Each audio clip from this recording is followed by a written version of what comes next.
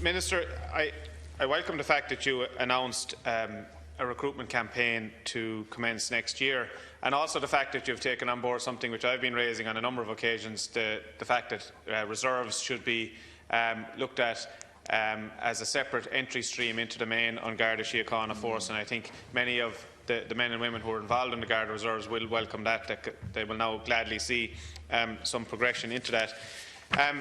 Minister, I mentioned the unfortunate passing of a man in my constituency, John O'Donoghue in Doon, and I attended, along with your colleague and a number of other public representatives yesterday, the launch of the Doon Text Alert Scheme. And the senior Garda personnel in the Limerick division were there. And I suppose the message which was coming back to them was that people want to see more Gardaí based in the community, backed up with the resources. And I think everybody in this House subscribes to that.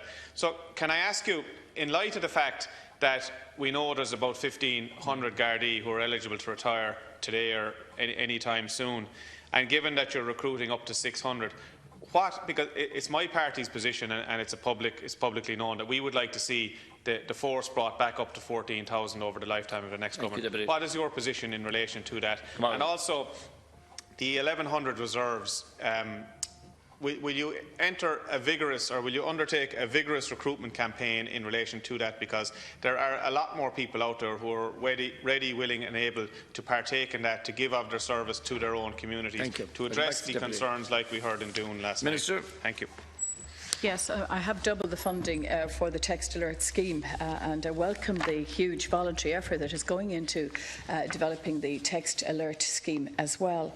In relation to the figures, I would share that in the lifetime of the next government, a figure of 14,000 should be arrived at. Clearly, there's always a number of potential retirements in any given year, but there are more people being recruited, clearly, than are retiring at present. I would point out as well, when you look at the crime trends and the CSO recorded crime for Q2 of 2015. It is important to note, for example, that homicide offences are down by 35%, robbery, extortion and hijacking offences are down by 8%, public order and other social code offences are down by -4%, weapons and explosive offences, I'm glad to say, are down by -3%, and controlled drug offences, there's not as high a decrease there, but it is a decrease of -1.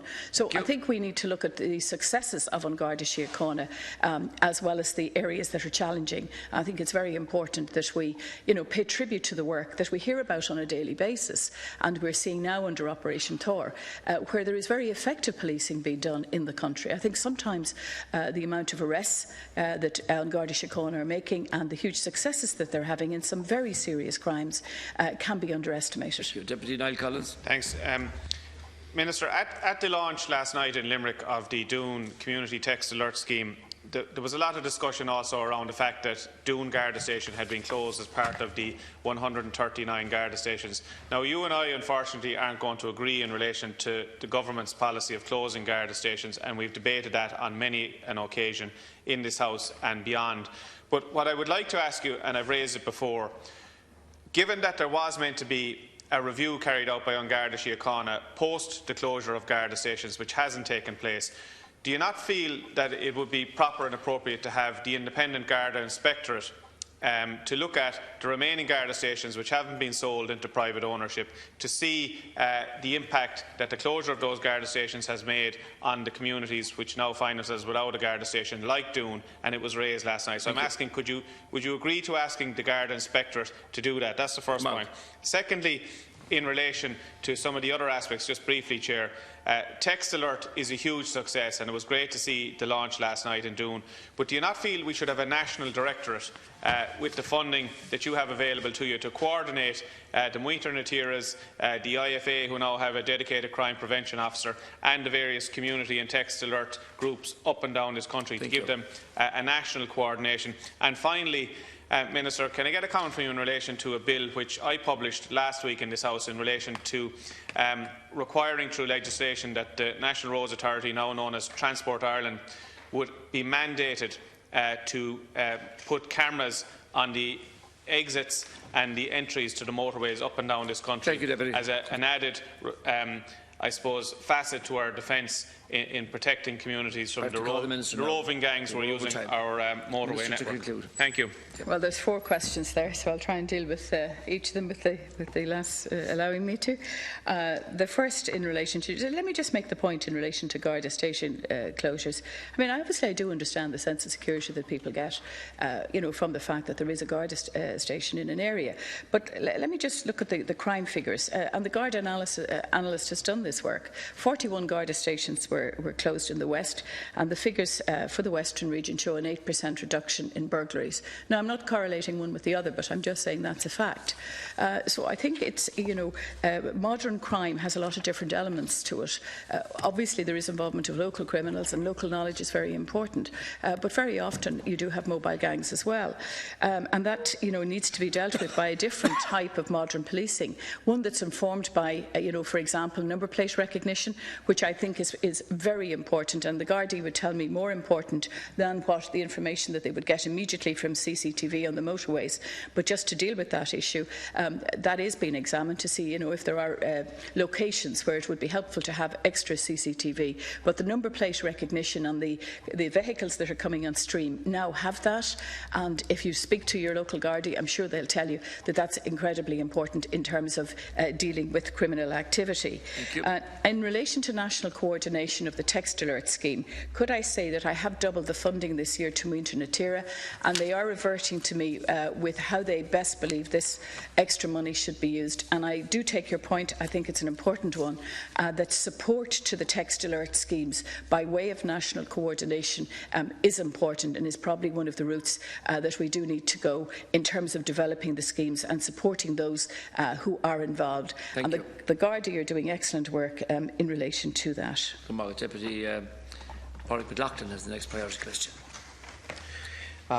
Minister, as you will know by now, there is severe criticism of the independent review panel, the limitations, resource and so on. And I wonder, are you considering a new independent process that's much more rigorous and adequately resourced to deal with the very serious concerns and allegations of families across the state? Come on, Minister.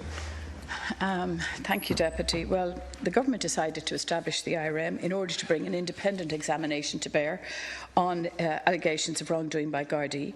The initiative went far beyond anything which previous governments had done.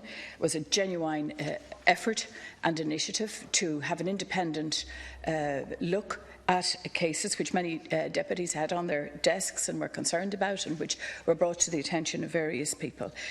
It wasn't established as a commission. I want to make that very clear.